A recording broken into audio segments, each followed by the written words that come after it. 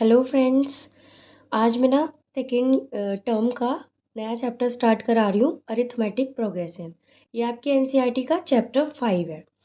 तो इसको समझने के लिए ना सबसे पहले कि अरिथमेटिक प्रोग्रेशन क्या होता है, इसके लिए मैं एक एग्जांपल ले रही हूँ, उससे आपको ये समझाऊंगी।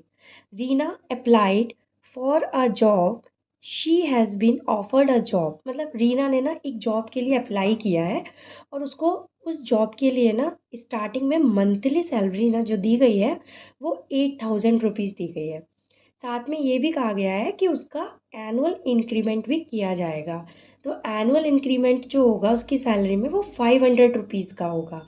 तो जब उसकी सैलरी स्टार्टिंग में 8,000 थी, हर साल उसकी सैलरी में क्या होगा, 500 रुपीज़ ऐड कर दिया जाएगा एनुअली। तो जो उसकी सैलरी होगी ना फॉर द कंजिक्यूटिव ईयर, जैसे फर्स्ट ईयर के लिए, सेकेंड ईयर के लिए, थर्ड ईयर के लिए, तो क्या होगा, फर्स्ट ईयर में उसकी जो सैलरी होगी वो 8,000 रुपीज़ होगी। सेकेंड ईयर में जो उसकी सैलरी हो जाएगी वो 8,500 हो जाएगी। थर्ड ईयर में जो सैलरी होगी वो 9,000 रुपीज़ हो जाएगी। 500 क्या होगा, इस तरीके से ऐड ऑन होता जाएगा। This follow some pattern. अब ये क्या है, कुछ ना कुछ पैटर्न फॉलो कर रहा है।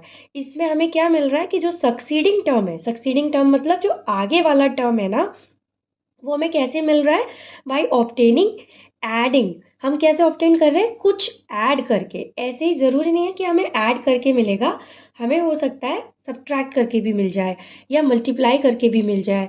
एक फिक्स्ड नंबर को ऐड सब्ट्रैक्ट मल्टीप्लाई करने पर आपको जो एक पैटर्न मिलेगा, वो पैटर्न आपका कहलाएगा अरिथमेटिक प्रोग्रेशन। फॉर एग्जाम्पल, इसमें मैंने कई सारे एग्जाम्पल यहाँ दे रखे हैं।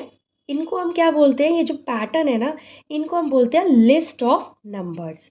जैसे 1 2 3 4, 1 में आपने 1 ऐड ऑन किया तो आपको 2 मिल गया, 2 में आपने 1 ऐड ऑन किया तो आपको 3 मिल गया, 3 में आपने 1 ऐड ऑन किया तो ये आपको 4 मिल गया। इसी तरीके से सो ऑन ये चलता जाएगा। सेकेंड भी -3 -2, इसमें आपने क्या किया, -3 में +1 ऐड ऑन किया तो आपको -2 मिल गया। फिर आपने +1 ऐड ऑन किया तो आपको -1 मिल गया, फिर +1 ऐड ऑन किया तो आपको 0 मिल गया। इसी तरीके से यहाँ पर भी एक पैटर्न फॉलो होता जाएगा। तो जो भी आपकी इस लिस्ट में जो भी नंबर्स होते हैं ना बच्चों, वो क्या कहलाता है, टर्म कहलाता है। जो यहाँ पर एक आपको क्या मिला, पैटर्न। और इस पैटर्न को हम क्या कहते हैं, लिस्ट ऑफ नंबर्स, क्योंकि नंबर्स की यहाँ पर आपको एक लिस्ट मिल गई है। और इन लिस्ट ऑफ नंबर में हर नंबर को हम क्या कहते हैं, टर्म। यानी कि ये वाला क्या है, टर्म, ये क्या है, टर्म, इसको भी बोलेंगे हम टर्म। तो ये था आपका अरिथमेटिक प्रोग्रेशन।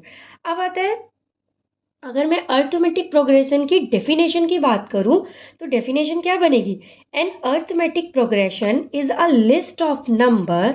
यानी कि वही मैंने अभी आपको बताया कि अरिथमेटिक प्रोग्रेशन क्या होता है, एक नंबर, आपकी एक लिस्ट ऑफ नंबर होता है जिसमें जो ईच टर्म होता है ना बच्चों, वो आपको ऑब्टेन होता है by adding a fix number to the preceding term except the first term. यानी कि आपको पीछे वाले टर्म में कुछ एड ऑन करके, कुछ सब्ट्रैक्ट करके या कुछ मल्टीप्लाई करके आपको जो आगे के टर्म्स मिलते हैं, बस एक फर्स्ट टर्म को छोड़ दो, तो वो आपका क्या कहलाता है, अरिथमेटिक प्रोग्रेशन।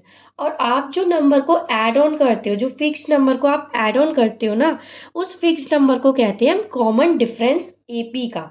इसको हम जनरली जो होता है ना, हम इसको डिनोट करते हैं स्मॉल डी से। और जो आपका डी होता है, it can be positive, it can be negative, it can be zero. तो आपका ये अरिथमेटिक प्रोग्रेशन का मैंने आपको एक इंट्रो दिया है। और इसमें थोड़ा सा टर्म्स और बचते हैं। General term of AP, general term नहीं sorry, general form of AP.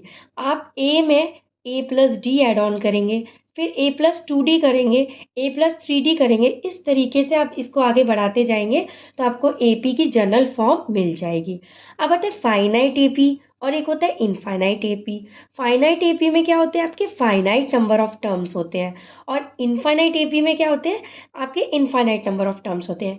कहने का मतलब है, जैसे ये मैंने एक आपको एग्जाम्पल लिया है, इसमें मैंने कुछ बच्चों की हाइट्स ली हुई हैं क्लास में। 147 है, किसी की 148 है, किसी की 149 है, और जो मैक्सिमम हाइट है ना वो किसी एक बच्चे की वो 157 तक गई है। तो ये एक फाइनाइट एपी है जिसमें आपको लास्ट टर्म पता होगा। फाइनाइट एपी में आपको लास्ट टर्म पता होगा, और जो इनफाइनाइट एपी होती है उसमें आपको लास्ट टर्म नहीं पता होगा। वो एपी जो होगी वो चलती ही जाएगी। जैसे मैंने स्टार्टिंग में एक सैलरी वाला एग्जाम्पल लिया था ना, तो उसमें मैं उस पर्सन की सैलरी जो है वो आपको 15 साल तक का भी। तो इनफाइनाइट एपी में क्या है, आपके जो नंबर ऑफ टर्म्स होते हैं ना, वो आपके क्या होते हैं कि मतलब जो लास्ट टर्म नहीं होता इनफाइनाइट एपी के अंदर। जैसे मैंने आपको बताया ना 8,000, 8,500, तो आप उस बंदे की सैलरी जो है वो आप निकाल सकते हो। मैं पूछूं 25 साल बाद उसकी सैलरी क्या होगी, मैं पूछूं 15 साल बाद की सैलरी क्या होगी। हालांकि अभी तो आपको ऐसा लगेगा कि 15 साल 25 साल आप कैसे ऐसे ही एड ऑन करते चले जाओगे। इसके लिए आगे जाके मैं आपको फॉर्मूला भी बताऊंगी एनएट टर्म का। ये इंट्रोडक्शन था आपकी फर्स्ट वीडियो का, फर्स्ट एक्सरसाइज का, सॉरी। तो ये फर्स्ट एक्सरसाइज का आपका इंट्रोडक्शन पार्ट था। अब नेक्स्ट वीडियो में मैं आपको फर्स्ट एक्सरसाइज कराऊंगी। ठीक है बच्चों, थैंक यू।